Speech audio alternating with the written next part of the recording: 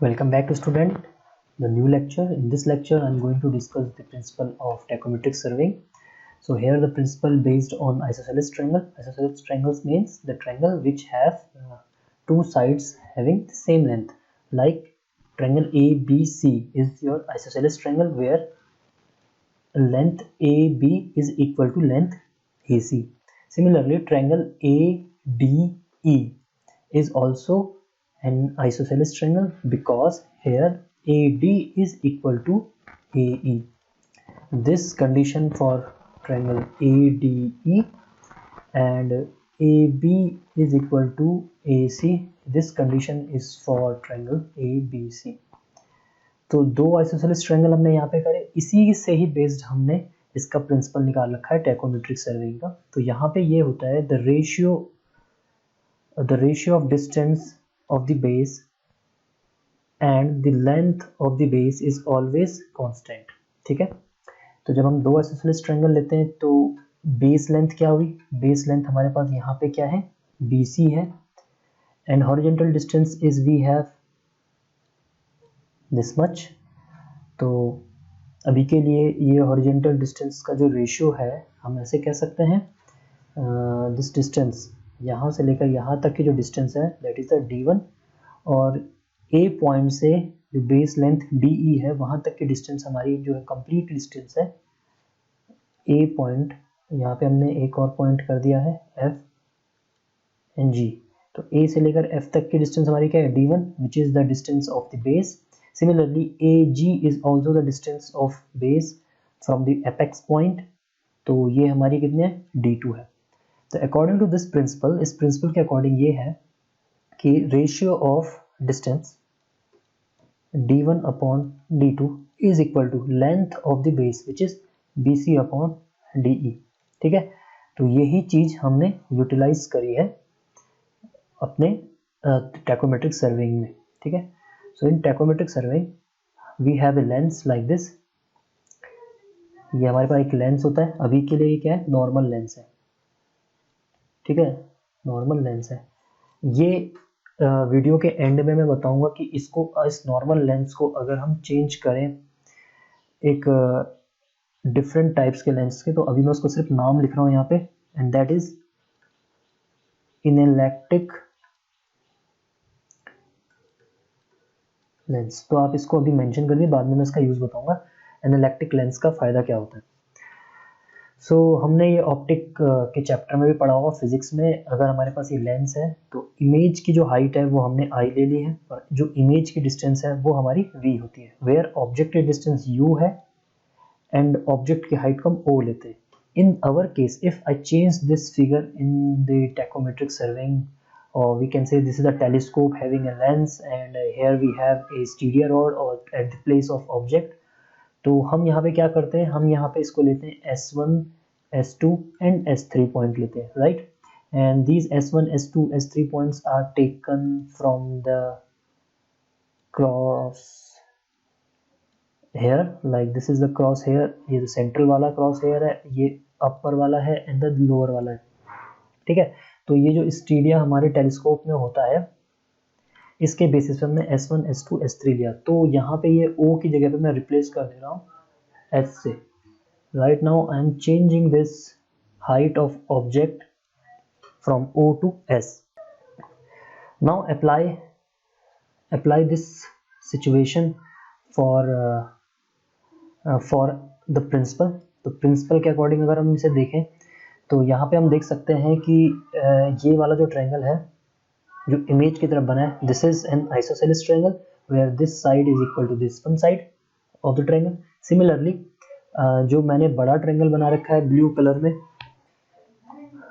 आप देख सकते हो कि लेंस के सेंटर से जा रहा है ये इस तरीके से। इसमें भी जो ये वाली लेंथ है, ये वाली लेंथ इसके इक्वल है। तो यहाँ पे दो आइसोसेलेस ट्रायंगल है, जस्ट इसको आप इधर की तरफ मिरर इमेज बना दो इसकी तरफ, तो ये आपका जो ट्रायंगल होगा इस तरीके से हो जाएगा। तो यही वाला फॉर्मूला हम अप्लाई करेंगे, D1 and D2 is equal to BC upon BE। तो यहाँ पे जो डिस्टेंस है, हॉरिजॉन्टल डिस्टेंस, बेस लेंथ हमारी ये है, इसकी ये है, इसकी ये। तो हॉरिजॉन्टल डिस्टेंस यहाँ पे इमेज की जो है वो स्मॉलर V है एंड ऑब्जेक्ट की है U। तो हम ये कह सकते हैं सेम फैशन में that small v upon small u is equal to horizontal distance ये हो गई, और बेस लेंथ की डिस्टेंस क्या हो जाएगी I upon s, right. And if we solve this equation we will get small v is equal to I u upon s and this must be your equation 1, ठीक है। तो ये हमारी equation 1 है। Now the equation 2 is the lens formula which is equal to 1 upon 1 by focus length is equal to 1 by u plus 1 by v। अब ये हमारा lens formula है, ठीक है। अब हम रियल सिचुएशन में चलते हैं। In real situation this is look like that this is my lens, okay, and here we have a स्टीडिया। तो लेंस से स्टीडिया रॉड, ठीक है, ये हमारी स्टीडिया रॉड है जो कि पॉइंट बी पे प्लेस्ड है। तो लेंस से पॉइंट बी की डिस्टेंस हमारी इमेज की डिस्टेंस हो जाएगी, नहीं ऑब्जेक्ट की डिस्टेंस हो जाएगी, that is represent by small you. और जो हमारी इमेज बन रही है वो यहाँ पे बन रही है, तो ये हमारा जो पॉइंट है वो आई हो गया। तो यहाँ से लेंस से लेकर हमारी इमेज की जो डिस्टेंस है वो हमारी वी हो गई, right. But our instrument is placed at point A and it is here. तो यहाँ पे इसका क्या है वर्टिकल एक्सिस है, ठीक है। तो इस वर्टिकल एक्सिस किसके ऊपर है, ए के ऊपर है। ए से बी तक की जो डिस्टेंस है वो हमने करी है capital D and the ultimate aim is you have to find the distance capital D, right. But the distance of lens from the vertical axis is small D, right. So we can say that in this fashion we have another thing like also then focus length। तो focus length हमारी इस तरीके से होगी lens की, जो हमने denote कर दी एफ से, ठीक है। तो ये हमने फोकस लेंथ भी यहाँ पे डिनोट कर दी है, जो कि कहीं यहाँ पे होगा। This is the focus of this lens which is inside this telescope. So in this fashion I can say that my D capital D will be equal to my capital D will be equal to distance between AB point and this must be equal to according to this figure U plus D। यहाँ से आप चलेंगे U यहाँ तक खत्म और यहाँ से आगे आपकी क्या है, this is your small d, ठीक है। तो अगर किसी भी तरीके से मुझे U और D की वैल्यू मिल जाए I can find my distance between A and B point. तो ultimate objective of this tacheometric numerical जो हम पूछा जाता है वो यही डी पूछा जाता है। तो अभी हम इसके फॉर्मूले को डिराइव करते हैं, then you will able to understand that how the questions will be solve. तो यहाँ पे हमने इक्वेशन फर्स्ट हम ऑलरेडी निकाल चुके हैं, लेंस फॉर्मूले से हमने इक्वेशन 2 निकाली। Now put the equation 1 the value of v in equation 2 we will get like this. तो ये हमने u v को रिप्लेस करके यहाँ पे यूज किया है as you can see here, ठीक है। तो उसके बाद हम इसे और सॉल्व करेंगे, we will get like this expression. Now I am going to solve this one expression. LCM ले लीजिए, एलसीएम हमारा आई यू आया और यहाँ ऊपर 1 था तो ये आई यहाँ पे आ जाएगा प्लस एस।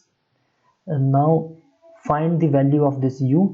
तो ये इस तरीके से हमारा 1/f हो गया, ठीक है।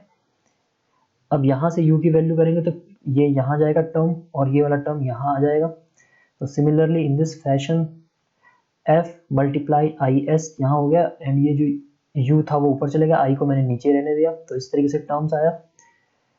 और अगर मैं इस i को डिवाइड करूँ डिनोमिनेटर से, न्यूमरेटर को अलग करो डिनोमिनेटर को अलग करो, तो फ्रैक्शन के फॉर्म में कुछ इस तरीके से आया, ठीक है। i upon I equal to 1 and s upon I ये मैंने यहाँ लिख दिया। Now I have the equation for u। देखो u की इक्वेशन आ गई which is equation 3. Now put this equation 3 in the fraction of capital D. So the fraction of capital D हमारे पास क्या था, D हमारे पास था this must be u plus small d, right। u की equation क्या है मेरे पास, u की इक्वेशन इक्वेशन 3 में मैंने लिखी हुई है and that is equal to f1 plus s upon I, ठीक है। और लास्ट में हमारे पास जो टर्म है वो हमारे पास है d। Now multiply this f to the whole value, capital D equal to f plus f s upon I plus D, right. यहाँ को हम इसको और सॉल्व करेंगे, this must be f upon I को मैं इस तरीके से लिख लेता हूँ, s को मैं यहाँ पे लिख रहा हूँ, प्लस f और d को मैं एक साथ लिख दे रहा हूँ। तो आप देख सकते हो कि मेरा f और d इस तरीके से हो गया, ठीक है। तो ये मेरा फाइनल एक्सप्रेशन बन गया है for any distance between these between 2 points, in this case we have the a and b। तो ये a and b की डिस्टेंस निकल गई, राइट। इसको थोड़ा और सिंप्लीफाई करें तो ये हमारा d इक्वल टू के एस प्लस सी हो जाएगा, ठीक है। तो हम ये इसको मैं इस तरीके से लिख देता हूँ, K S plus C. So this is the simplest equation for the distance where k equal to multiplier factor and c equal to additive factor, okay। So this is the universal or fundamental equation for finding the distance between any point with the help of tachometric। अब वापस चलते हैं ऊपर। तो यहाँ पे मैंने एक टर्म आपको बताया था, इनलेक्ट्रिक लेंस। अब ये इनलेक्ट्रिक लेंस क्या होता है? इनलेक्ट्रिक लेंस जब हम यूज़ करते हैं तो इनलेक्ट्रिक लेंस के हेल्प से जो ये डिस्टेंस है कैपिटल डी, ये इस तरीके से होता है। इनलेक्ट्रिक लेंस इस तरीके से बनता है कि जो आपका वर्टिकल एक्सिस है, वर्टिकल एक्सिस पे ही आपका लेंस आता है, like this. So in this case I am going to draw this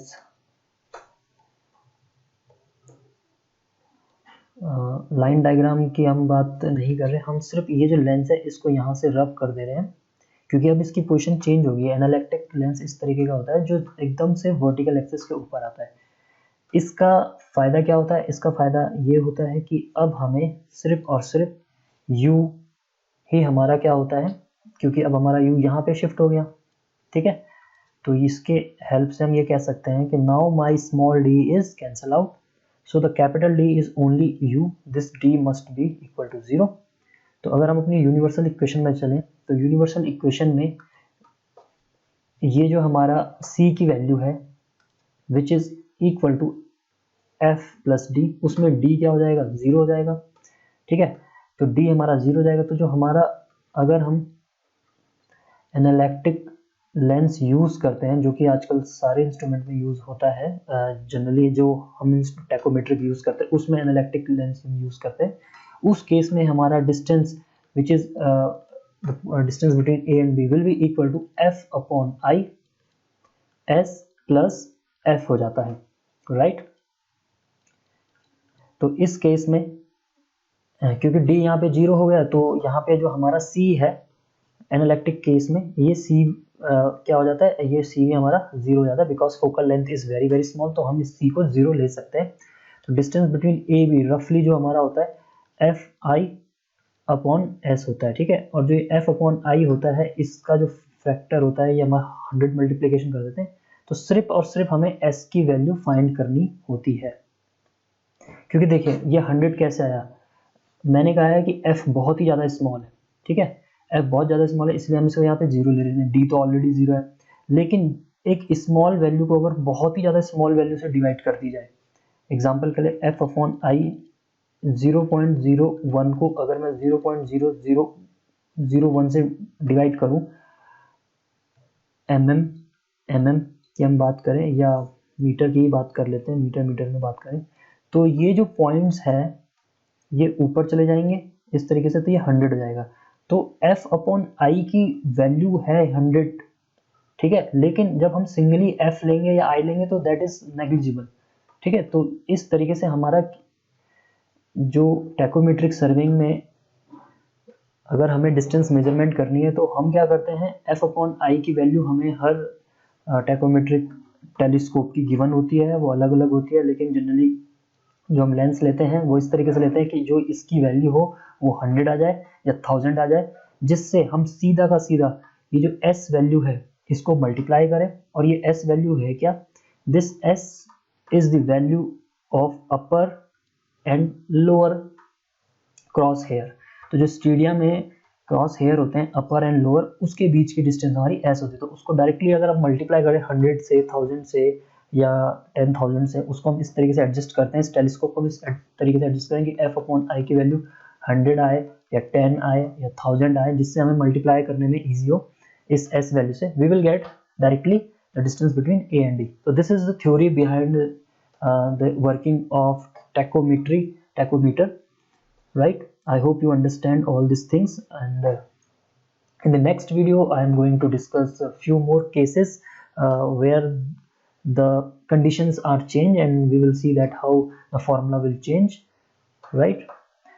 So this is the end of this video. I hope you like this video. Thank you. Have a nice day.